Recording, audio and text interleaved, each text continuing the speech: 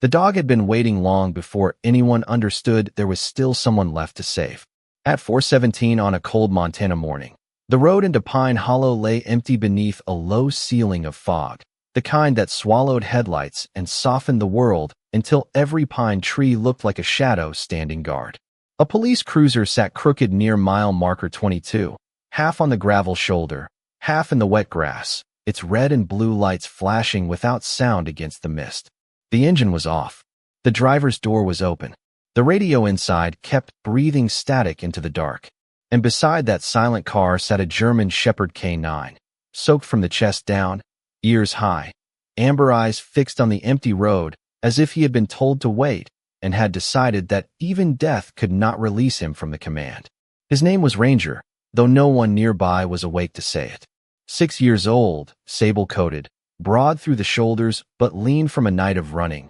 He did not pace, did not whine, did not leave paw prints in frantic circles like a lost dog. He sat with the discipline of a soldier, one paw pressed against the cruiser's open door, his nose angled toward the radio, listening to a voice that no longer came through clearly. Every few seconds the speaker crackled. A broken syllable, a breath, a thin pulse of sound vanishing under static. Ranger's eyes narrowed each time, not with confusion, but recognition. The air smelled of rainwater, pine sap, cold metal, and something wrong enough to make the hair along his spine stand sharp beneath the wet fur. Far down the road, a pair of headlights appeared, dull and wavering through the fog. Ranger turned his head. He did not bark. Not yet.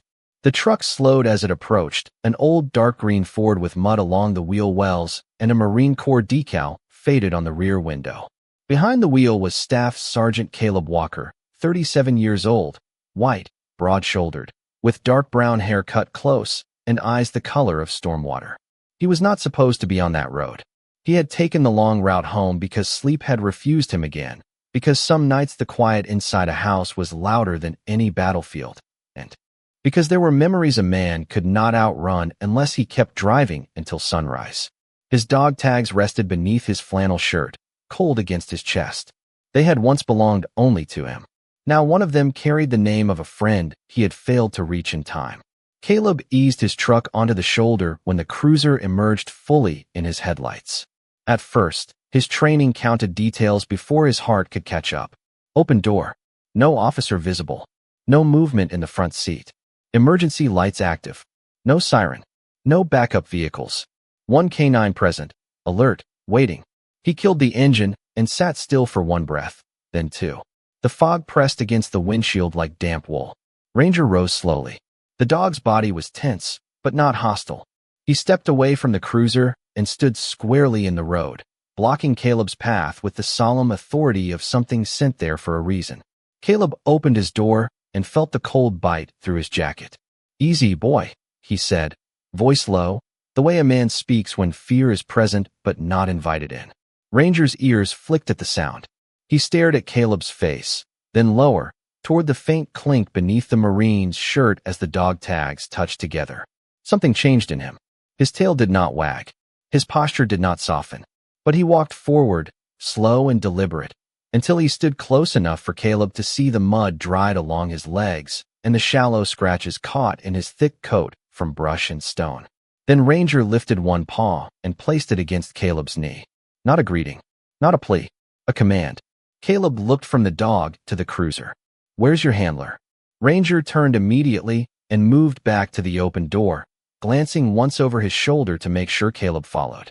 Inside the cruiser, the dome light flickered weakly. A paper coffee cup lay on its side in the cup holder, the dark stain beneath it spread like an old map. A photograph was taped to the dashboard, a smiling police officer in uniform kneeling beside Ranger, and next to them a little girl in a red winter coat, holding up 2 fingers behind the dog's ears. Caleb leaned closer. The nameplate on the dash read, "Officer Daniel Hayes." The radio hissed again, louder this time, as if the car itself had been waiting for a witness. Caleb reached toward the handset, but Ranger gave a low, warning sound from deep in his chest. Not angry, urgent. Caleb froze. The static rose and fell, then a man's voice slipped through it, broken into pieces by distance and weather. "Unit 7, child, don't let him." The words dissolved. Caleb's throat tightened. He had heard calls like that before. Calls that arrived too late. Calls that left a man waking years later with his hand reaching for a radio that was no longer there. He looked at Ranger. The dog was staring into the wall of trees beyond the shoulder, every muscle locked toward the forest. Caleb whispered, "You know where he went, don't you?" Ranger turned once more, eyes bright in the flashing red and blue light, and for the first time he barked. One sharp sound, one answer. Then from inside the silent cruiser, the radio crackled again, and a final fragment cut through the fog with a child's name hidden inside it. Emily. Caleb did not move when the name came through the radio. For a moment, the whole mountain seemed to hold its breath around him. The fog hung low over the cruiser roof. The emergency lights kept turning the wet grass red, then blue, then red again, as if the night itself could not decide whether to warn him or beg him forward. Ranger stood beside the open door, chest rising and falling in controlled bursts, his amber eyes fixed on Caleb with a patience that felt almost human. Emily. Caleb repeated the name in his mind, and something old shifted beneath his ribs. It was not the name that hurt. It was the sound of a voice trying to reach someone before the signal died. Years earlier, in a dry valley half a world away, Caleb had heard a call come through broken and faint. A young Marine named Noah Briggs had been pinned down behind a wall of dust and smoke, his words chopped apart by wind and bad equipment.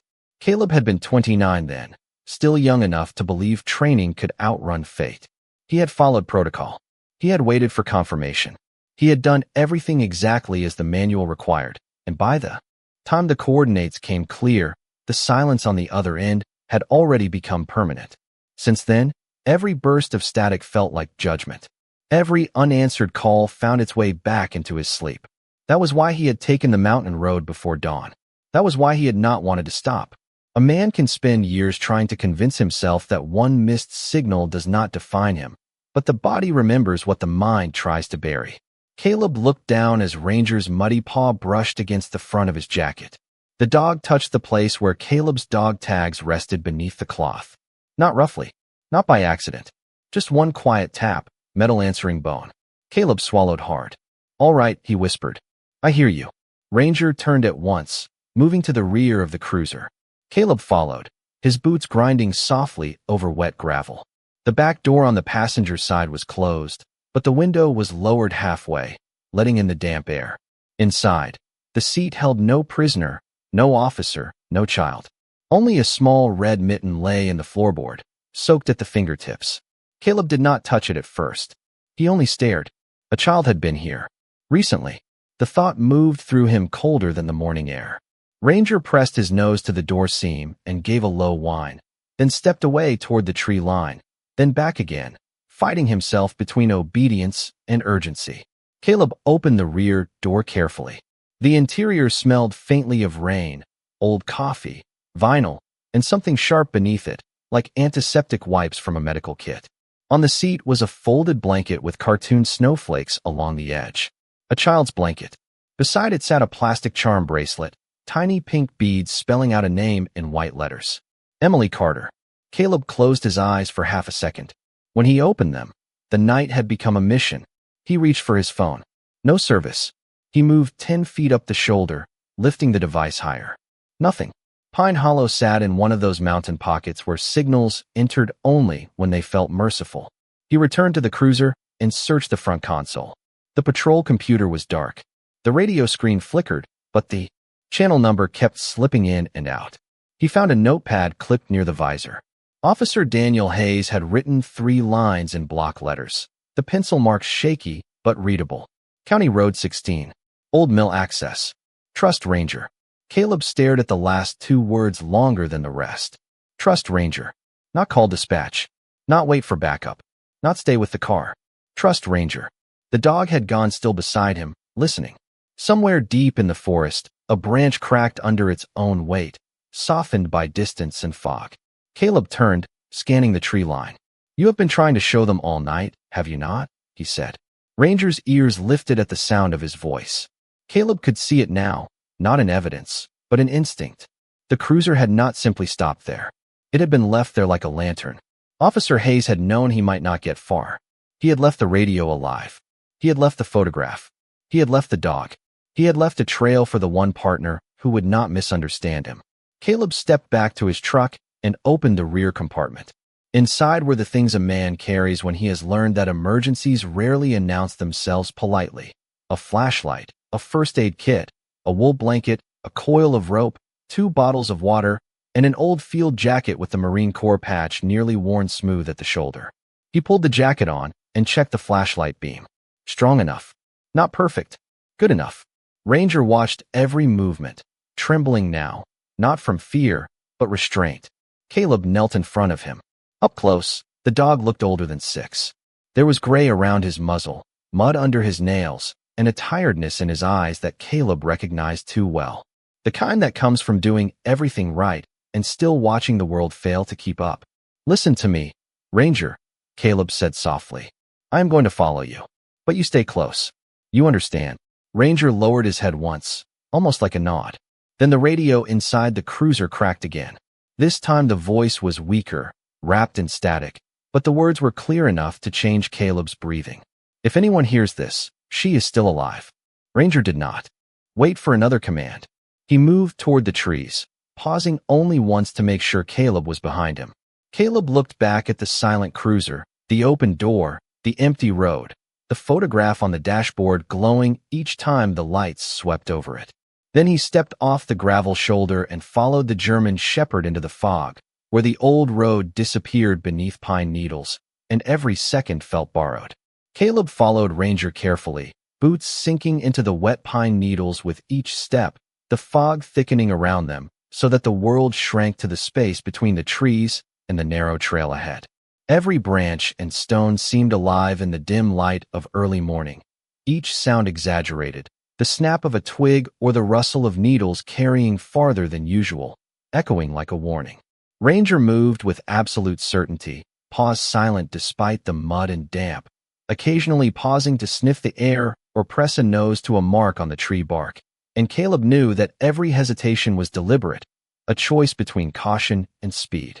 They reached a small clearing where the snow had begun to melt, leaving puddles that reflected the faint red and blue from the cruiser lights behind them. Ranger sniffed the ground, then lifted his head, ears pricked toward the distant hum of a creek running under ice, the faint trickle mingling with the whisper of wind through the pines. Caleb crouched slightly, adjusting his jacket against the chill, eyes scanning the horizon, thinking of Emily Carter and wondering how far the child had been moved or hidden, and why Officer Hayes had left only a single breadcrumb of instructions. Ranger moved again, faster this time, tail low and rigid, the urgency in his movements undeniable. Caleb matched pace, careful to avoid branches that could trip him, and kept his hand close to the flashlight tucked at his belt. The beam barely cut through the fog, highlighting wet roots and the occasional jagged stone. A mile marker sign loomed ahead, old and leaning, barely legible, and Caleb could feel the tension coiling in his shoulders. Ranger stopped suddenly near a cluster of evergreens, nose pressed against a small indentation. In the mud, circling once, then barking sharply, low and urgent. Caleb approached and saw the first sign, a tiny footprint, partially washed by the rain, the imprint of a small boot. His pulse quickened, and he whispered the child's name under his breath, testing the wind. Ranger pressed forward again, glancing back to ensure Caleb was following, then disappeared into a narrow gully between 2 rock outcrops. Caleb followed, muscles tense, mind alert. The gully opened into a narrow ravine where the trees grew thicker, the air damp with earth and pine resin. Ranger stopped at a flat boulder, paused tapping lightly, then lowered himself to sniff the edge of the ground. Caleb knelt beside him and saw the faint outline of a discarded scarf, half buried in wet leaves, the color unmistakably bright red. He picked it up carefully, brushing off mud, feeling the damp fabric between his fingers. Ranger nudged him gently with a muzzle, then pressed forward toward a faint light leaking through the trees. Caleb followed, heart hammering, each step careful, each breath visible in the cold air. They arrived at a small, abandoned cabin, the wood darkened from rain and age, windows cloudy, one door slightly ajar. Ranger hesitated for only a moment, then pressed forward, paws scraping softly on the deck. Caleb pushed the door open fully, the hinges creaking in protest, and the cabin smelled of damp pine, old smoke, and the faint trace of someone who had been there recently. Ranger led him to a corner where a blanket was laid out, the folds disturbed, the impression of a small body beneath it. Caleb crouched, carefully lifting the edge, and found Emily Carter huddled inside, eyes wide, damp hair clinging to her face, but alert. She looked up at Ranger, then at Caleb, recognition flickering across her face. Ranger pressed aside to her gently, letting her lean against him, a guardian unwavering. Caleb knelt beside her, checking her for comfort and warmth, wrapping the wool blanket from his truck around her shoulders. Outside, the fog began to thin slightly, revealing the pale light of sunrise brushing the highest treetops. Ranger stood watch, muscles taut, ears twitching at each sound, but calm, signaling that the immediate danger had passed. Caleb looked from the dog to the child, feeling the weight of the mission finally shift into relief. He whispered softly to Ranger, "You did it. We did it." The dog glanced at him once, amber eyes steady, before turning back toward the doorway, alert, patient, the embodiment of the loyalty and instinct that had guided them through the dark, cold, and uncertainty of the mountain night. Emily did not cry when Caleb wrapped the wool blanket around her shoulders. She only clutched the edges with both hands and stared at Ranger as if the dog were the last solid thing in the world. The cabin around them groaned softly under the mountain wind, its old boards shifting, its cloudy windows catching the first gray light of dawn.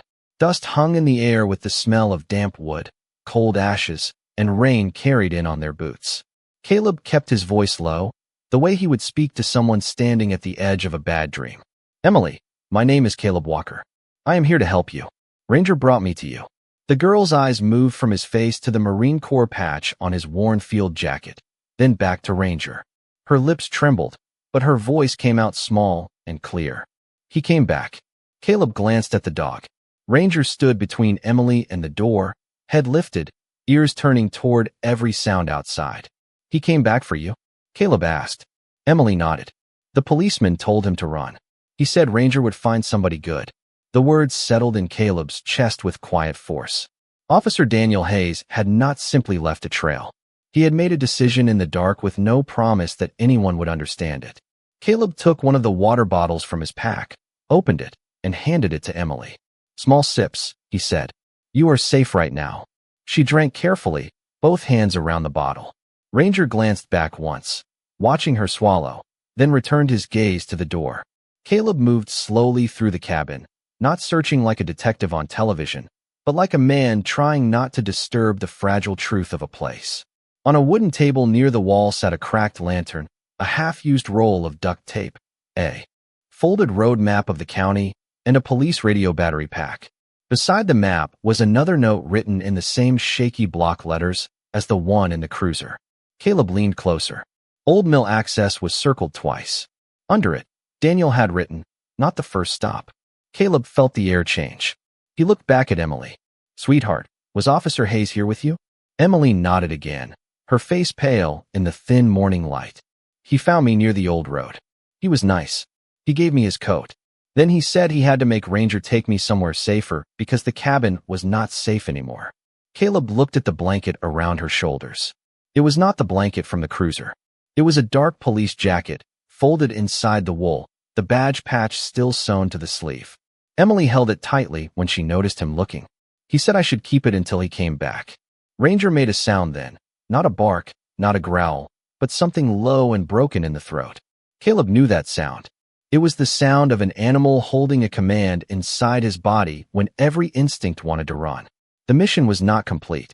Emily was alive, but Daniel was still somewhere out there, somewhere between the silent cruiser and the cabin without lights. Caleb stepped to the window and wiped a clear circle in the dust with his sleeve. Beyond the porch, the forest sloped downward toward a creek bed, the trees thick and silver in the fog. The sunrise was trying to arrive, but the mountain held it back. He checked his phone again. Still no service. He tried the battery pack on the table, connecting it to the small radio clipped beside the lantern. At first, there was nothing. Then a click. Then a surge of static that made Emily flinch and Ranger step closer to her. Caleb turned the dial slowly. A channel opened. The voice that came through was not live. It was delayed, damaged, recorded by accident or mercy. Daniel Hayes spoke in fragments, each word worn thin by distance. If Ranger reaches the girl first, keep her warm. Do not bring her back by the main road. Caleb stopped turning the dial. Emily stared at the radio. Ranger stared too, body frozen. The message continued beneath. A veil of static. There is a second trail by the creek. I marked it with orange tape. If I do not answer, follow the dog. Caleb closed his eyes for 1 second. Trust Ranger. Again. Always Ranger. He turned from the radio and knelt in front of Emily. Can you walk? She nodded, then hesitated. But Officer Hayes is hurt. Caleb kept his expression steady, though his heart had tightened. Do you know where? Emily pointed toward the back wall of the cabin, where a narrow door stood nearly hidden behind a stack of old firewood. He went that way after he hid me. Ranger tried to follow, but he told him no. He said I needed him more. Ranger stepped toward the hidden door before Caleb even touched the handle. His nose pressed to the wood. His tail went still. Caleb opened it and found a narrow storage room with a broken back exit leading down into the trees. On the doorframe, tied where a child would never notice it but a trained dog would, was a strip of orange tape fluttering in the cold draft. Caleb turned back to Emily and wrapped the blanket tighter around her. We are going to move carefully. Ranger leads. You stay between us. If I say stop, you stop. Emily nodded, brave in the way children sometimes become when fear has already taken too much from them. Ranger stepped through the back exit first, paused silent on the damp earth. Caleb helped Emily down the 2 rotting steps and into the pale morning. The creek sounded somewhere below them, soft and restless, like a whisper trying to become a warning. Behind them, the cabin remained still. Ahead, orange tape flickered on a branch between the pines. Ranger lifted his head, breathed in the cold air, and began to follow the second trail. Ranger moved down the second trail as if the mountain itself had written instructions beneath his paws. He did not rush now. He measured every step, nose low, ears sharp, body held between urgency and care because Emily walked behind him wrapped in 2 blankets and a police jacket that hung nearly to her knees. Caleb kept one hand near her shoulder without touching unless she stumbled. The ground dropped steadily toward the creek, slick with damp leaves and exposed roots, and the morning fog clung to the low places like smoke that had forgotten how to rise. Every few yards, a strip of orange tape flickered from a branch or a broken twig, small flags of hope tied by a man who must have known he was running out of strength. Caleb saw the logic in it. Daniel Hayes had not marked the obvious path. He had marked the path only Ranger would trust. High enough to avoid the deepest mud, low enough to stay hidden from the main road, close enough to water that sound would blur their movement. It was the kind of thinking Caleb respected because it came from fear disciplined into purpose. Emily walked quietly for a long time. Then she said, Officer Hayes told me Ranger was brave, but not because he was never scared. Caleb looked down at her. What did he say? She tightened her hands inside the blanket. He said brave means you still know where home is when everything gets loud. Caleb did not answer right away. Some words arrived too pure to be handled quickly. Ahead of them, Ranger paused beside a fallen pine and looked back. His amber eyes met Caleb's for 1 silent second, and in that look Caleb felt the weight of every handler who had ever trusted a dog with what humans could not see. They climbed over the tree and continued. The creek grew louder. Cold water rushed over stones somewhere below, speaking in a restless language. As the trail narrowed, Caleb spotted something caught in a bush, a torn strip from a dark uniform sleeve. Not enough to prove anything. Enough to pull the air tighter. Ranger touched it with his nose and gave a faint whine. Caleb crouched and examined the ground near the creek bank. There were marks in the mud, not clear footprints anymore, more like the memory of someone moving with difficulty, stopping, starting again, using tree trunks for balance.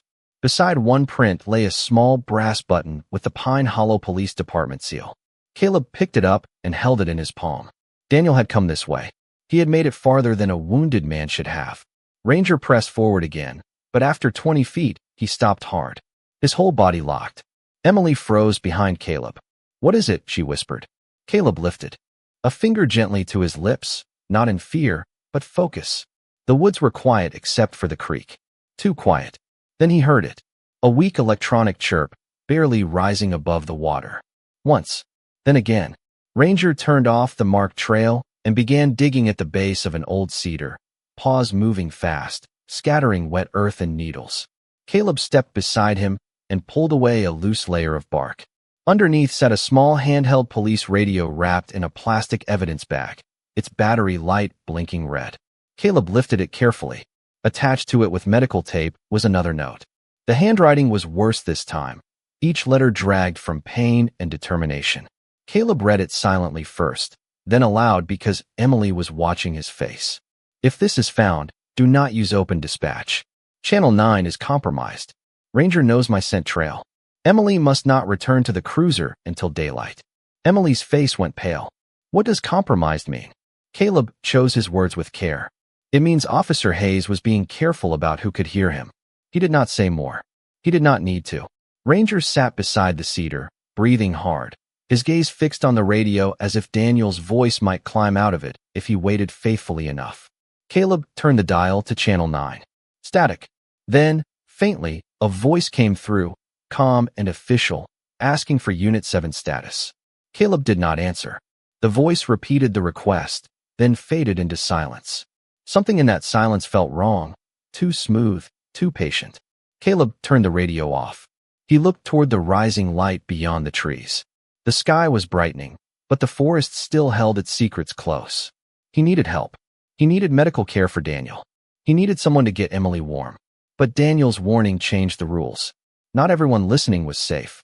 Caleb clipped the hidden radio to his belt and took out a pencil from his pack.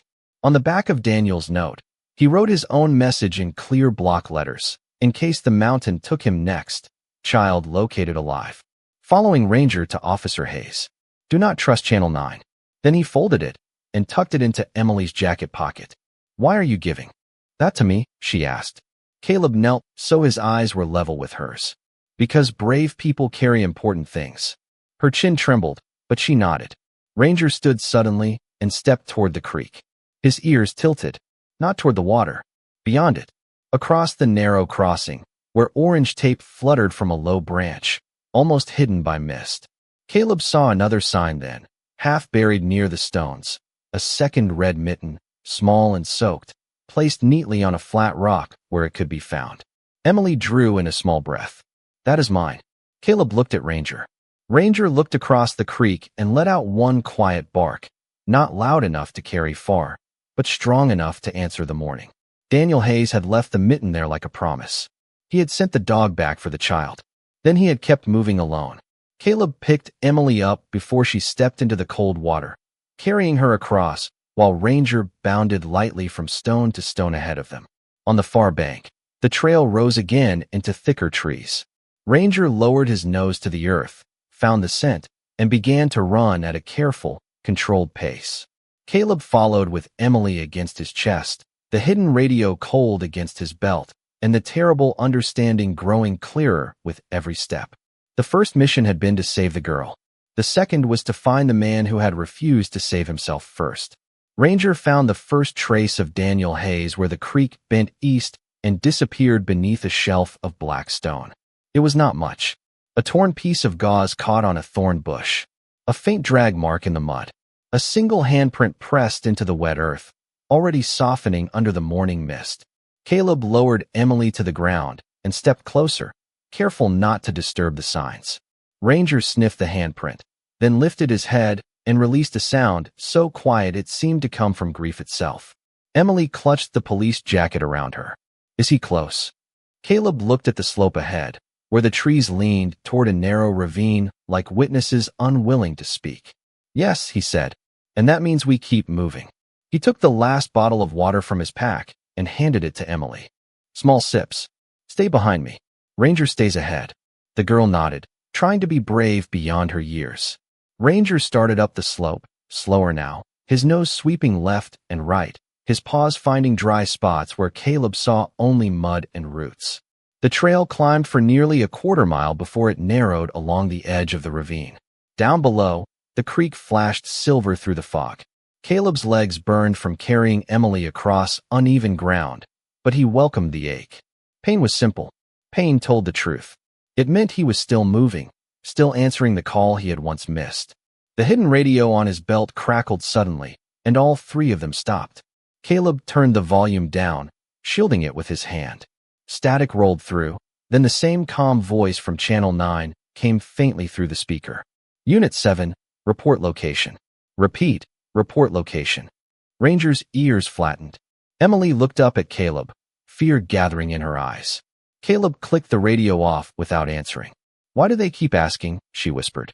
Caleb looked through the trees, not at her, but at the spaces between trunks where sound could travel and trouble could listen. Because they do not know what Officer Hayes knows. That was as much truth as a child needed. Ranger moved again. The orange tape had ended, but Daniel's thinking had not. He had left small signs where only someone looking with care would see them. A scratch in moss on a flat stone, a strip of white cloth tucked under a root, 3 pine cones lined in a row beside a deer trail. Caleb followed each one with growing respect. Daniel had been hurt, cold, and alone, yet he had turned the forest into a message. Not a loud message. Not one meant for everyone. One meant for Ranger. At the top of the rise, Ranger stopped so abruptly that Caleb nearly stepped into him. Ahead, the ravine deepened into a bowl of rock and wet leaves. A fallen cedar crossed part of the slope like a bridge no one should trust. Beneath it, half hidden by fern and shadow, was a dark shape. Ranger did not wait. He slid down the incline with controlled urgency, paws digging in, body low. Caleb helped Emily sit safely against a pine trunk at the top. Stay right here. Do not move unless I call you. She gripped the jacket tighter. Is it him? Caleb did not answer because Ranger already had. The dog had reached the bottom and was standing over the shape, whining softly, nudging with impossible gentleness. Caleb climbed down, using roots for balance, his breath sharp in the cold. When he reached the ravine floor, he saw Officer Daniel Hayes lying against the base of the fallen cedar, wrapped partly in his own uniform jacket, one hand resting over a small radio microphone clipped to his chest. His face was pale. His eyes were closed, but his chest moved. Barely. Enough. Caleb dropped to his knees. Officer Hayes. Daniel. Can you hear me? Ranger pressed his muzzle near Daniel's cheek and let out a low rumble. Not a command, not a cry, but a sound like home calling someone back from far away. Daniel's eyelids fluttered. His lips moved. No sound came at first. Caleb checked him quickly, with the clean efficiency of a man who had learned field care in hard places. Cold exposure. Exhaustion. A shoulder injury. Bruising. Nothing he would describe aloud for Emily to hear. Nothing that had to be seen to be understood. He pulled the emergency blanket from his pack and unfolded its silver skin over Daniel's body, then loosened the scarf at his own neck and tucked it near the officer's collar for warmth. Stay with me, Caleb said. Your girl is safe. Daniel's eyes opened just enough to find him. Emily. The word was almost air. She is safe, Caleb said again, firmer this time. Ranger found her. At the sound of his name, Ranger lowered his head onto Daniel's chest, careful and still. Daniel's fingers shifted until they touched the dog's wet fur. A tear slipped from the corner of his eye, disappearing into the dirt at his temple. Good boy, he whispered. Ranger closed his eyes for half a second, as if those 2 words were the only reward he had ever wanted. Caleb looked up toward the ridge. Emily was watching from above, silent, hands pressed to her mouth. Morning light had begun to spill through the trees, pale gold over the ravine, turning the mist into something almost holy. Caleb reached for the hidden radio, then stopped. Channel 9 was not safe. The main dispatch could not be trusted. But his truck had a satellite emergency beacon in the glove box, if he could get back to it. Daniel gripped Caleb's sleeve with surprising strength. Not road, he breathed. Old Mill, deputy. Caleb leaned close. Which deputy? Daniel's eyes fought to focus. His voice broke into fragments. Mason. He heard everything. He is safe. Then Daniel's hand went slack, though his breathing remained steady beneath the silver blanket. Caleb felt the next step forming with terrible clarity. He could not carry Daniel, Emily, and Ranger back through the ravine alone fast enough. He could not call the wrong people. He needed one trusted man, one clean signal, and one more act of faith. Ranger lifted his head then and looked toward a narrow path climbing out the far side of the ravine. Caleb saw what the dog saw, a faint service road beyond the trees, Maybe half a mile away, maybe less. Old Mill Access. Daniel had almost made it there. Caleb touched Ranger's shoulder. Can you take me to it? Ranger stood, tired legs trembling for one heartbeat before strength returned to them. Up on the ridge, Emily called softly, "Mr. Caleb?" He looked up. "He is alive," Caleb said. "And now we are going to get him home." The word home seemed to move through the ravine like sunlight finding water. Ranger gave one quiet bark and started toward the far path, not leaving Daniel behind, but leading the help back to him. Caleb did not ask Ranger to slow down. The dog had already given more than anyone had a right to demand, and still he moved up the far side of the ravine with the stubborn grace of a creature built for faithfulness. His paws slipped once on the wet leaves, but he caught himself and pushed forward, ears pointed toward the narrow service road hidden somewhere beyond the trees. Behind them, Emily remained on the ridge above Daniel, wrapped in the blanket and the police jacket, watching the silver emergency sheet rise and fall with the officer's breathing. Caleb had told her to count each breath out loud if fear got too big. 1, 2, 3. Her small voice followed them through the trees like a prayer with numbers. The climb was steep but short, no more than 200 yards, though every yard felt measured in consequence. The fog had lifted enough for the forest to show its shape. Pine trunks black with rain. Ferns bowed low. The creek below flashing in pieces of cold light. Caleb's boots dug into the slope, his lungs pulling in air that tasted of mud, sap, and coming snow. Ranger stopped near the top and sniffed a shallow tire rut cut into the dirt. Then he looked back once. Caleb nodded. "That is it. Good work." The service road was barely a road at all, just two muddy tracks threading between the pines, the kind used by county maintenance trucks in better weather and forgotten by nearly everyone else. Caleb followed it east, moving fast but quiet. After a few minutes, the trees opened onto a small gravel turnout with a rusted cattle gate and an old wooden sign half covered in moss. Old Mill Access. The words had never looked more beautiful. Caleb searched the area and found a metal utility box mounted to a post near the gate. Inside was a county emergency phone, the receiver dusty but intact, the cord stiff from cold. He lifted it and heard nothing at first. Then a faint tone. Alive. Just barely. He dialed the number Daniel had whispered from memory, the one every county officer knew by heart for direct field contact. It rang 3 times. 4. Then a tired male voice answered, rough with sleep and alarm. Deputy Mason Cole. Caleb closed his eyes for one grateful second.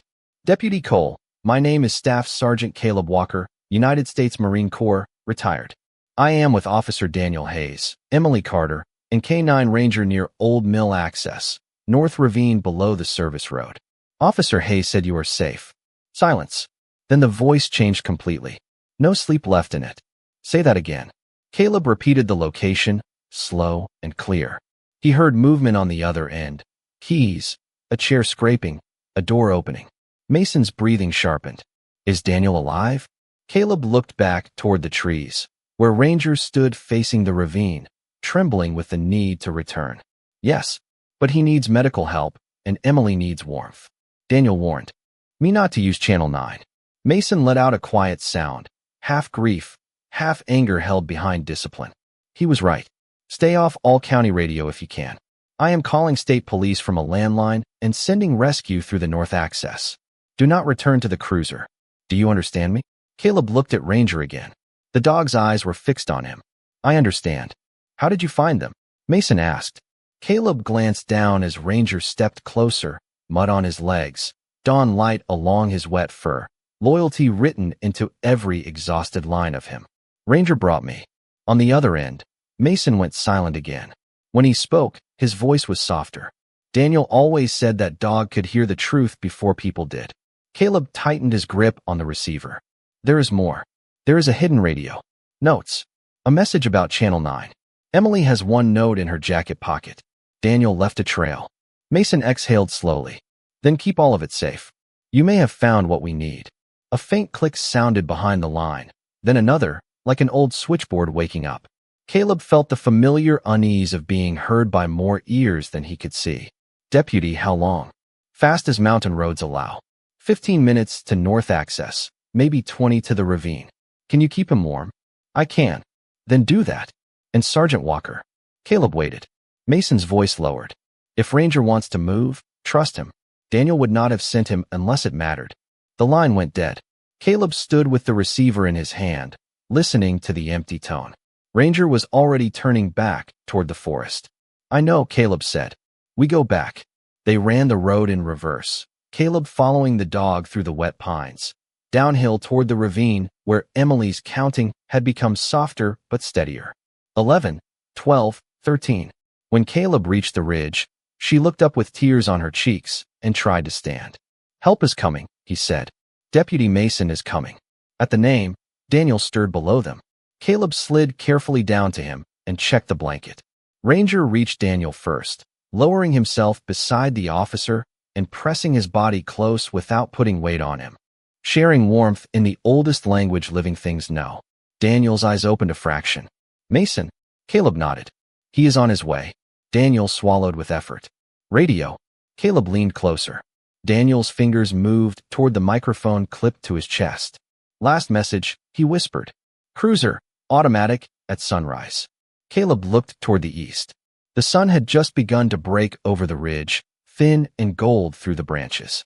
Far away, more than a mile back through forest and fog, the silent cruiser would still be sitting by the road with its door open and its radio alive. Daniel fought for another breath. It says, where proof is. Caleb's blood went cold in a way that had nothing to do with weather. Ranger lifted his head sharply, as if he had heard the word proof and understood the shape of it. Emily whispered from above, what proof? Caleb looked from the child to Daniel, then to the direction of the road. He understood then why Daniel had not let the cruiser go silent, why he had trusted a timed recording more than an open channel, why he had built the whole night around Ranger, the only witness no corrupt voice could command. The rescue was not over. The truth had one more place to speak from. In the distance, faint but real, a siren began to rise through the mountains. Ranger stood, torn between staying with Daniel and answering the next call. Caleb placed a hand on the dog's shoulder. Stay with him, he said softly. You already brought us this far. But Ranger did not sit. He looked once at Daniel, once at Emily, then toward the road where the cruiser waited.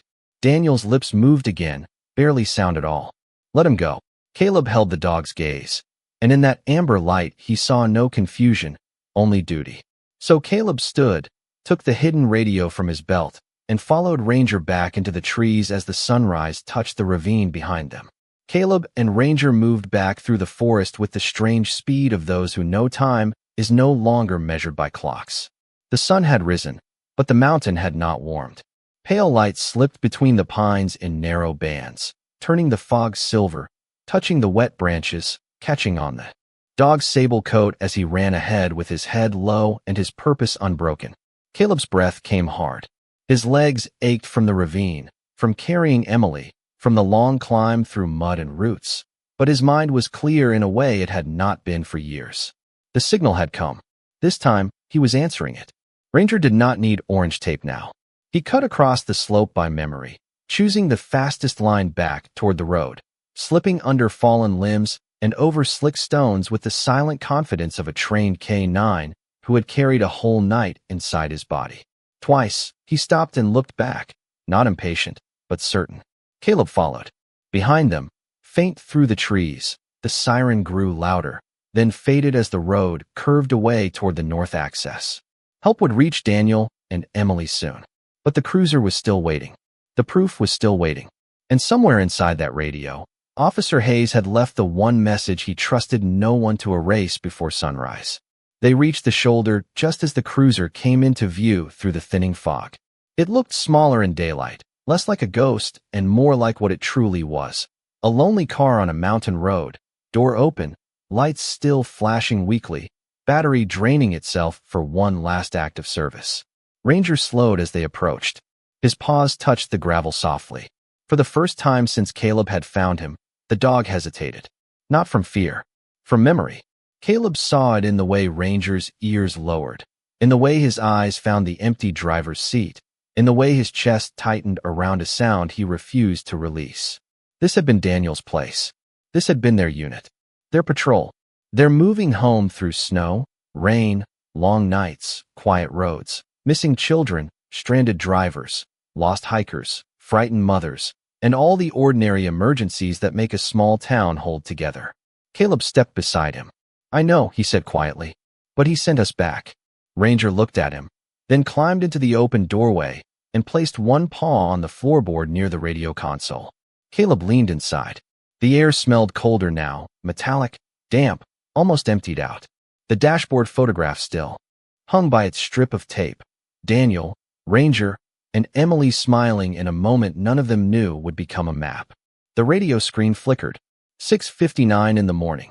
Caleb's pulse slowed. He did not touch the dial. He did not speak into the microphone. He waited. Ranger sat in the open doorway, facing the console. The minute changed. 7 o'clock.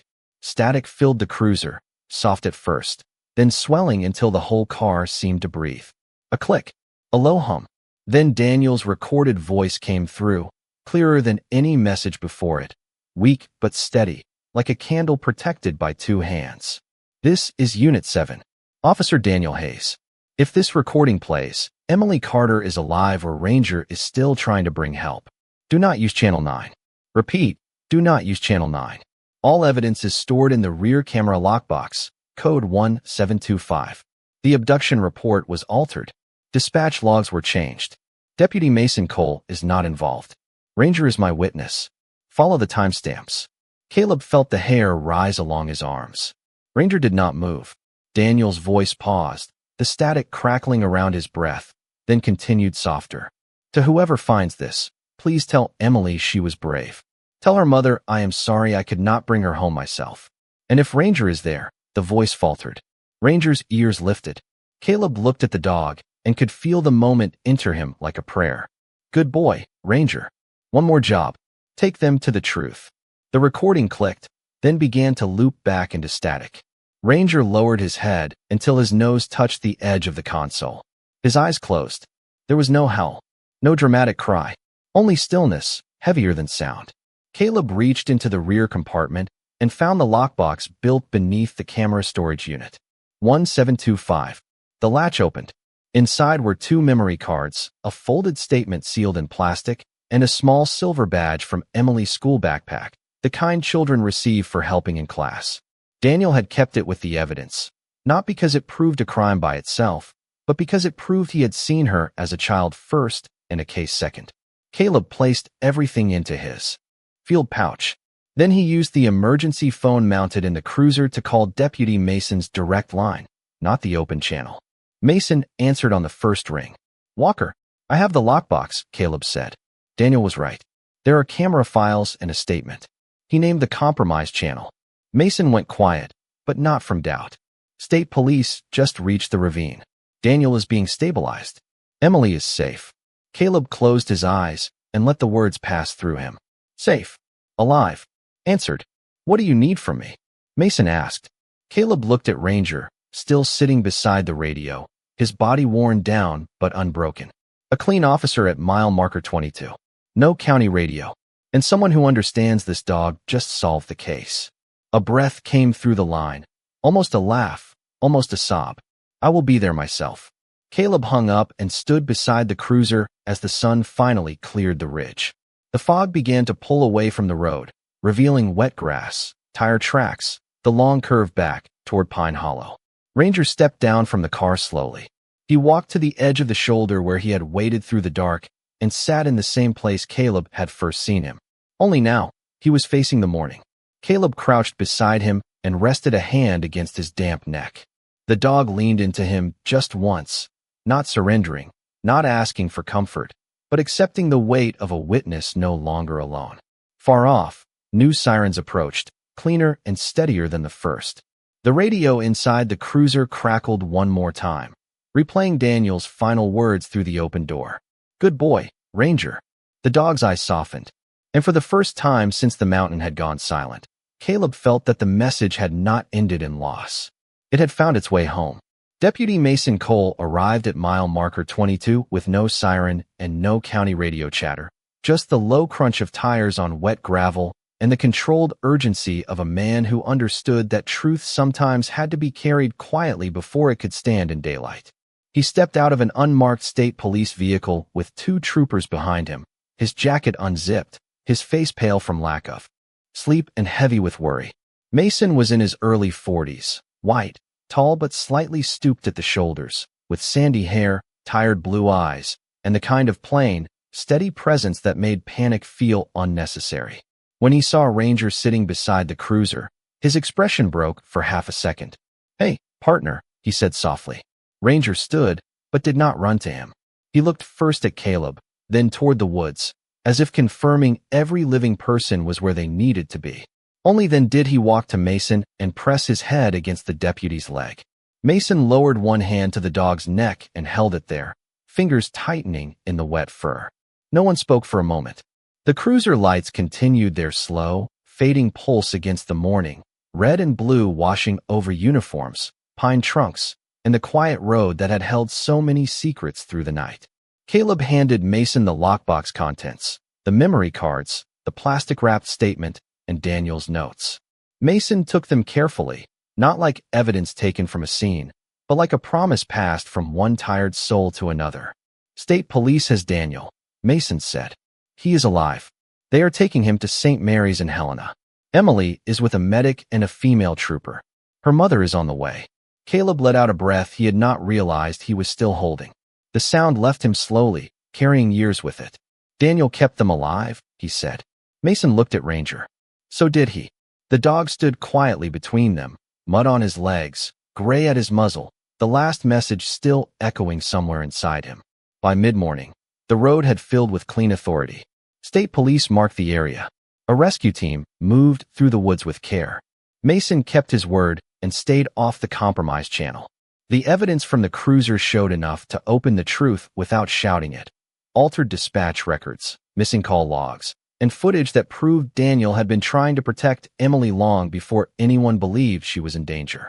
The wrong voices had hidden behind procedure. The right voice had hidden itself in static and waited for a dog. Caleb stood apart from the activity near his truck, his hands wrapped around a paper cup of coffee someone had given him. It had gone cold, but he held it anyway. Ranger lay at his feet, finally still, his head resting on Caleb's boot. Every few minutes, the dog lifted his eyes toward the road, checking, remembering, refusing to surrender duty even after duty had ended. Near noon, Mason walked over with his phone in hand. "Hospital called," he said. Caleb straightened. Ranger raised his head. Mason's face softened. "Daniel is awake." The words landed gently, but their weight nearly brought Caleb to his knees. Ranger stood all at once, ears high, eyes locked on Mason's phone as if he understood the human world had brought his handler's voice back through another kind of radio. Mason pressed a button and held the phone lower. At first there was only hospital noise, distant beeps, soft voices, the hush of machines doing quiet work. Then Daniel Hayes spoke, weak but unmistakably alive. "Ranger." The dog froze. His whole body seemed to stop except for the trembling in his front legs. Caleb crouched beside him, one hand steady on his shoulder. Daniel's voice came again, rough and full of breath. "Good boy. Stand down." Ranger lowered himself slowly to the ground, not collapsing, not breaking, simply obeying the last command he had needed to hear from the only voice that could release him. He placed his head between his paws and closed his eyes. Mason turned away, wiping at his face with the back of his hand. Caleb looked toward the mountains, where the fog had finally lifted and the tops of the pines stood bright beneath a clean blue sky. For the first time in years, he did not hear Noah Briggs in the static. He heard Daniel. He heard Emily breathing in the back of a rescue vehicle. He heard Ranger's paws on wet ground, refusing to quit. He heard the sound of one call answered in time. 3 weeks later, Pine Hollow held a small ceremony outside the police station, not the kind with marching bands or loud speeches, but the kind small towns understand best. Coffee in paper cups, folding chairs, sunlight on the courthouse steps. Emily Carter stood beside her mother wearing a red coat and holding Ranger's leash with both hands. Daniel sat nearby in a wheelchair, thinner than before but smiling, his arm resting in a sling, his eyes brighter whenever Ranger looked back at him. Caleb stood behind them in a clean flannel shirt, uncomfortable with attention, his dog tags tucked beneath the collar. When Mason read the commendation, Ranger did not seem impressed. He only watched Daniel. When Emily placed a small blue ribbon on Ranger's collar, the dog bowed his head, as if accepting something sacred from her hands. Daniel cleared his throat and looked at Caleb. "He trusted you," he said. Caleb shook his head gently. "No, he made me worthy of it."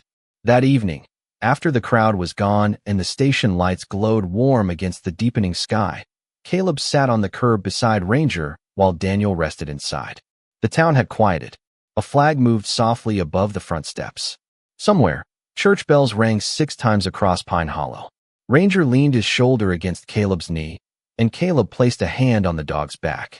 The silence between them no longer felt empty. It felt earned. In the weeks that followed, Daniel began recovery. Emily returned to school, and the altered records led state investigators exactly where the final message had pointed. People called it a case, then a rescue, then a miracle. Caleb never corrected them. He had learned that miracles did not always arrive with thunder. Sometimes they came as a German shepherd waiting beside a silent car. Sometimes they came through static. Sometimes they came when a broken man finally stopped running from the call he had missed and answered the one placed in front of him. One cold morning near the end of spring, Daniel visited Caleb's small cabin outside Pine Hollow. Ranger was spending his recovery months there, by Daniel's request, because Caleb had room, quiet land, and a heart the dog had somehow already chosen. Daniel brought the old cruiser radio, repaired just enough to play one saved file.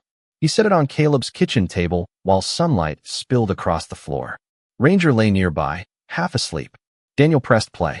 His own recorded voice filled the room, softer now without the mountain around it.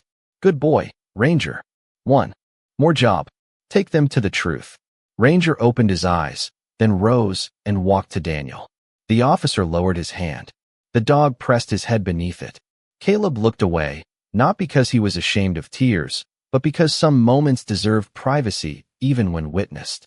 Daniel smiled faintly. "You can rest now, buddy." Ranger turned, crossed the kitchen, and laid down at Caleb's feet. Outside, pine branches moved in a clean wind. The radio went quiet, and in that quiet, no one heard loss. They heard grace.